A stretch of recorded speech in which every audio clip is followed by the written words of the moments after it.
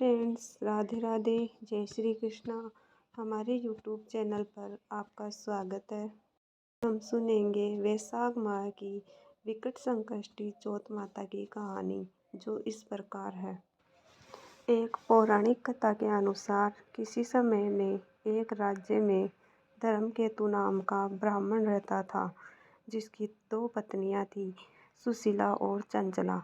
सुशीला बहुत धार्मिक थी, जबकि चंचला का धर्म से कोई खास लगाव नहीं था।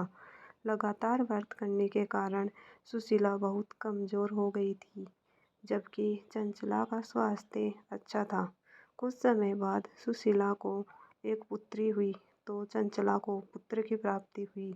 यह देख चंचला ने सुशीला से कहा कि तुम इतने व्रत करती हो, फिर भी तुम्हें पुत्री प्राप्त हुई, जबकि मैंने तो कुछ भी नहीं किया, लेकिन फिर भी मुझे पुत्र की प्राप्ति हुई। चंचला की ये बातें सुनकर सुशीला को बहुत बुरा लगा। एक बार विकट संकष्टी चतुर्थी का व्रत आया, तो सुशीला ने पूरे मन से यह व्रत किया। सुशीला की भक्ति से प्रसन्न होकर गणेश जी ने उसे एक पुत्र होने का वरदान दिया। सुशीला की ये मनोकामना शीघ्र पूरी हुई, लेकिन दुर्भाग्यवश उसके पति धर्मकेतु की मृत्यु हो गई। पति की मृत्यु के बाद चंचला और सुशीला अलग अलग घर में रहने लगी। सुशीला पति के घर में रहकर ही बच्चों का पालन करती थी। सुशीला का पुत्र बड़ा होकर बहुत ज्ञानी बना, जिससे उसने अपना घर धन धान्य से भर दिया, जबकि चंचला का पुत्र बहुत आलसी था। यह देख चंचला को सुशीला के पुत्र से ईर्ष्या होने लगी।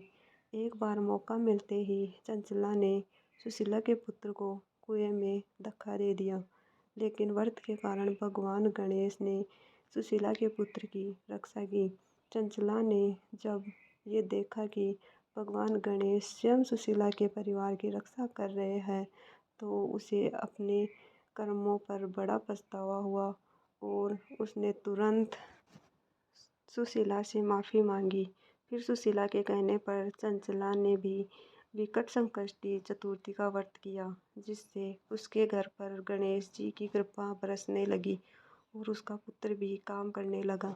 ऐसे में जो भी विकट संकष्टी चतुर्थी का व्रत रखता है, भगवान गणेश स्वयं उसके परिवार की हर परेशानी से रक्षा करते हैं और अपनी कृपा बरसाते हैं।